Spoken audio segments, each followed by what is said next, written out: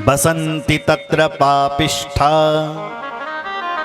वेद धर्मोजिता जना। समुद्र के किनारे एक गांव है जिस गांव का नाम है वास्कल। दक्षिण भारत की ओर है ये। और बसंती तत्र पापिष्ठ, वहां सब पापी लोग बसे हुए हैं साहब। अच्छा, सब क्यों पापी हो गए उस गांव के? क्योंकि वेद धर्मो जिता जना, वो अपने धर्म को नहीं जानते हैं। वो जो बोला बड़ा धर्म न जान दो, वो पापी तो है साहब। जो अपने देवी देवताओं को नहीं जानता है वो पापी है। जो अपने सनातन की निंदा करता है वो पापी है। जो सनातन धर्म का खंडन करता है वो पापी है। जो अपने देवी देवताओं की निंदा करता है वो पापी है। हर चीज का प्रायश्चित नरकों में हो सकता है, लेकिन देवी निंदा अपराधस्या प्रायश्चित्तम न विद्यते। अगर तुमने अपने कुल देवताओं की निंदा कर दी, कुल देवी की कभी निंदा कर दी, सुन ली, कुल देवी का भजन नहीं किया, कुल देवी की पूजा नहीं की, तो उसका कोई प्रायश्चित ही नहीं है। हर पाप का प्रायश्चित है साहब। मतलब हम उनको पाप कर लिए। पाप कैसे होता है? आपके पैर से कोई चींटी मर गई तो ये सूक्ष्म पाप हो गए। आपने किसी का धन खा लिया, किसी के बदले का धन खा लिया, तो ये तीव्र, ये लघु पाप हो गए। आपने किसी के घर पर आग लगा दी, ये तीव्रतम पाप हो गया। किसी की हत्या कर दी, ये तीव्रतम पाप है। और इस पाप की सजा नरकों में नहीं मिलती है, फिर उसको फिर प्रेत ही बनना पड़ता है साहब। देखो, आपके पैर से जाने में अनजाने में कोई पाप हो जाता है, क्यों? गलती से, तो उसका प्रायश्चित क्या? आपने कथा सुन ली, वो सारे पाप भस्म हुए। आप भगवान को कीर्तन कर लेंगे, वो पाप भस्म हुए जला। अगर आपने कोई तीव्रतम पाप कर दिया, किसी का धन खा लिया, किसी की चोरी कर ली, तो उसके लिए नरकों की सजा है। लेकिन जो बहुत तीव्रतम पाप है, किसी के घर पर आग लगा देना, किसी की हत्या कर देना, उसको नरकों में तो जाना ही पड़ता है। आगे जाकर के उसको ब्रह्म हत्या से और जाकर के प्रेत भी बनना पड़ता है। सुन रहे हो? दो शरीर हैं। स्थूल शरीर है जो दिख रहा है, एक सूक्ष्म शरीर भी होता है। सूक्ष्म जब हम मरते हैं ना, उसके बाद मिलता है सूक्ष्म शरीर। उस सूक्ष्म शरीर से हमारी यात्राएं होती है। तब एक जीव यात्रा करता है। सुन रहे? और जब तक उसके लिए पिंडदान नहीं किया, तब तक उसकी आत्मा भटकती रहे, तब तक वो प्रेत ही तो रहता है साहब। हर व्यक्ति प्रेत बन जाता है मरने के बाद। जब हम उसके लिए पिंडदान इत्यादि कर्म जो करते हैं, अंत्येष्टि के बाद जो कर्म होते हैं, तब जाकर के उसकी यात्रा स्वर्ग और नरक की प्रारंभ होती है। सुन रहे? तो बसंती तत्र पापिष्ठ, उस गांव में सब पापी हैं, क्योंकि वो अपने धर्म को नहीं जानते। आज उसी गांव में रहने वाला है एक बिंदु। तत्र को बिंदुगो नाम विप्रासीन महाधमा, स्वपत्नीं चंचुलां नाम हित्वा नित्यं सुधर्मिणी। तत्र को बिंदुगो नाम, एक ब्राह्मण है जिसका नाम है बिंदुक। उस ब्राह्मण की एक पत्नी है, बिंदुक की पत्नी है, उसका नाम है चंचुला। चंचुला बड़ी पतिव्रता देवी है, लेकिन उसके विपरीत उसका पति है। कौन? बिंदु। रोज वैश्याओं के साथ रमण करते रहता है। उसकी पत्नी को जब पता चला कि मेरा पति वैश्यगामी हो गया है, वैश्याओं के साथ घूम रहा है, घर द्वार सब छोड़ दिया है, तो उसकी पत्नी को जब पता चला तो उसने क्या किया कि अपना चक्कर, उसने भी अपना भार चक्कर चलाना शुरू कर दिया। इसका पता जब बिंदु को चला कि मेरी पत्नी फलाने फलाने के साथ घूम रही है, तो उसको बहुत बड़ा क्रोध आया। घर में गया, डंडा उठाई तैन,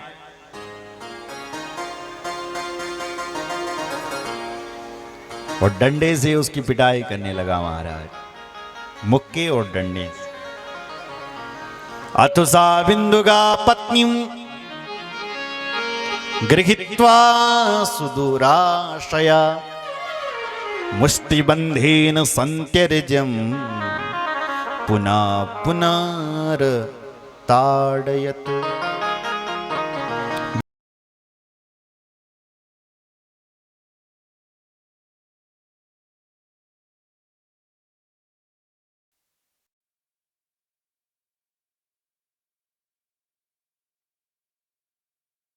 मान लगे, रुको रुको, रुका बिंदु, क्या कहना चाहते? बोलो सुनो। भवान प्रतिदिनम कामम रमन्ते वैश्या या कुधी मां विहाय स्वपत्नीं च युवतीं पतिसेविनां।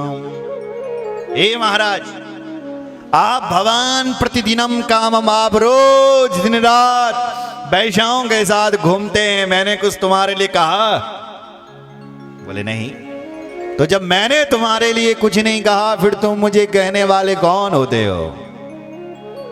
क्या तुमने अपनी शकल अपने चेहरे पर देखी है? तुम कैसे हो? जब मैं तुम्हें नहीं रोक सकती हूं, फिर तुम मुझे क्यों रोक रहे हो? आपने मुझे छोड़ रखा है, तुम जानते हो मैं कौन हूं? मैं इस क्षेत्र की बल सबसे बड़ी विश्व सुंदरी छौ, चंचला बलाणी, और तुम उन्हीं विश्व सुंदरी छोटी दें, तुम वैश्याओं के साथ घूम रहे हो। अहम महारूपवती नवयौवन विफल कथम सहिष्ये काम दुखम तब संगम विनार्तधि। हे महाराज, अहम महारूपति, मैं बिल बहुत बड़ी रूपवती छो, और नवयौवन भी है, मैं जवान भी हूं, इसलिए कथम सहिष्ये काम दुखम, मैं कैसे अपने काम रोग का दुख सहन करूं? मुझसे नहीं होता साहब सहन, इसलिए मुझे मत रोकिए, मत रोकिए, मत रोकिए। बिंदुक ने कहा, देवी अगर यही बात है तो कोई बात नहीं, घूम ले तो पराये पुरुषों के साथ, खूब घूम, पर शर्त एक है कि फालतू ना घूमी, रुपया ले कमाई दे, नोट ले मैते कमाई दे के लिए नोट। उसकी पत्नी ने कहा ठीक है। तो अपने पत्नी को बिंदुक ने देह व्यापार में लगा दिया महाराज। दिन प्रतिदिन दोनों कुकर्म में लीन हो गए। कृत्वेवं समयं तो वै दंपति दुष्ट मानसो, वो कर्म निरतो जातो निर्भयेन कुचेतसा। कल तक तो पति का डर था लेकिन अब पतिदेव ने खुद छूट दे दी तो खूब घुमड़ रही। समय बीती बला गाड़ी, इसी पुराण की कथा है। समय बीता और ती का पति की देखियो मौत हुई, मर गया, बिंदुक मर गया, जल्दी मर गया बेचारा, उसकी मृत्यु हो गई।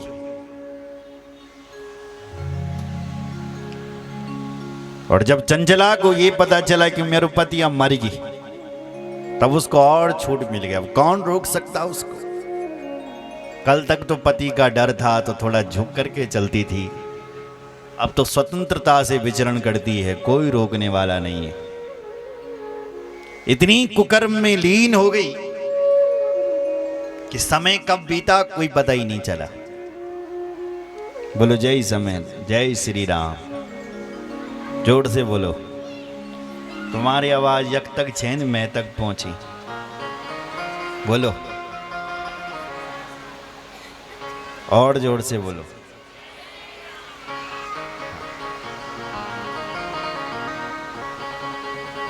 बिंदुक जब मरा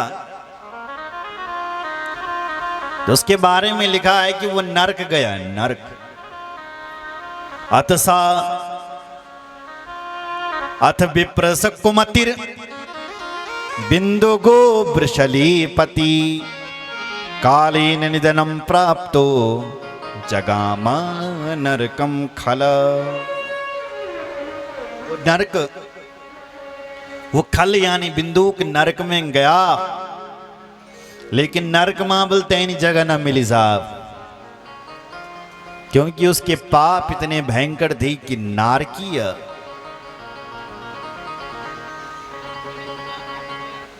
कष्ट मिले उसको। भुक्त्वा नरक दुखानी भवहानी समूढ़धि बिंदे भवत पिशाचो ही गिरो पापी भयंकरा। नरक में जब जगह नहीं मिली तो विंध्याचल पर्वत पर बहुत बड़ा पिशाच पापी बन गया, पिशाच बन गया। गिरो पापी भयंकर, भयंकर पापी।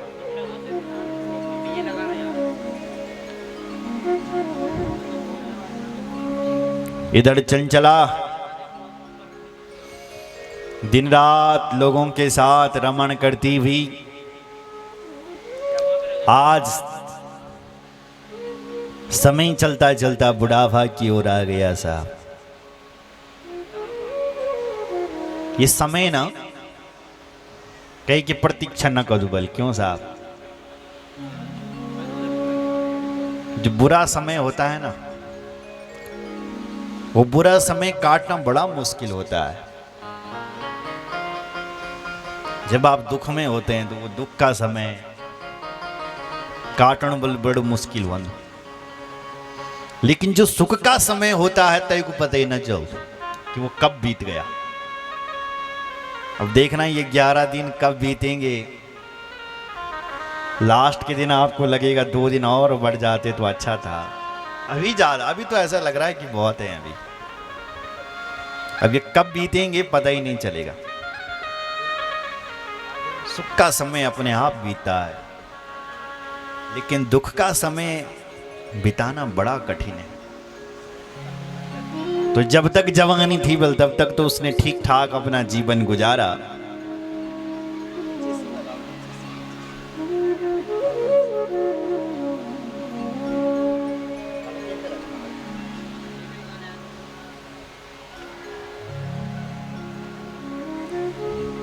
बोलो भक्तवत्सल भगवान की जय। देखो भाई, आपको अपने जीवन की हर तारीख याद होगी। क्यों? तुम्हारा जन्म कौन सी तारीख को हुआ हो बोल तो मुझे पता, फलान तारीख हुई मेरा जन्म। आपकी शादी कौन सी तारीख को हुई ये भी पता होगा, लेकिन आप ये बता सकते हैं कि आपके बाल सफेद कौन सी तारीख को हुई, आपको बुढ़ापा कौन सी तारीख को आया, ये कोई नहीं बता सकता है। कि बुढ़ापा कद है, ये बुढ़ापा पता नहीं कब है जाम साहब। तो चंचला को जब बुढ़ापा आया तो अब ये तरह बल कहीं न दिखे। कल तक जो लोग आगे पीछे घूमते थे, जब बुढ़ापा आया तो अब कोई देख भी नहीं रहा। तो क्या करें हम, कैसे जीवन यापन करें? चंचला पति तो मर गई साहब, अब ये कैसे रहें? तब ये चंचला गौकर्ण क्षेत्र में गई, गौकर्ण तीर्थ में। एकदा देव योगेन संप्राप्ते पुण्य पर्वणि सा नारी बंधुभिः सार्धम गौकर्णम क्षेत्र माययो। गौकर्ण क्षेत्र में गई। अच्छा, ये गई थी तो अपना जीवन यापन करने के लिए, लेकिन तीर्थ क्षेत्र में इन कथा श्रीणक दे मिली। तीर्थों में कथा होती रहती है, जैसे हमारे उत्तरकाशी इस देव भूमि में, देव नगरी में निरंतर कथा चलती रहती है, कहीं ना कहीं हो रही है। ऐसी वहां कथा रोज होती रहती थी। तो चंचला कथा सुनने भी नहीं गई, ये इतनी खतरनाक थी कि नहीं जाती थी कथा सुनने। समय बीता, कथा इसके पास में हो रही थी पर ये नहीं जाती थी सुनने। चंचला ने क्या किया कि लास्ट का दिन गए कथा सुनने थे, कथा सुनने गए भंडारा खानक देंगे। अब यहां तो रोज भंडारा हो रहा है हमारी कथाओं में, लेकिन बाहर जो कथाएं होती है उनमें लास्ट के दिन भंडारा होता है, एक दिन लास्ट के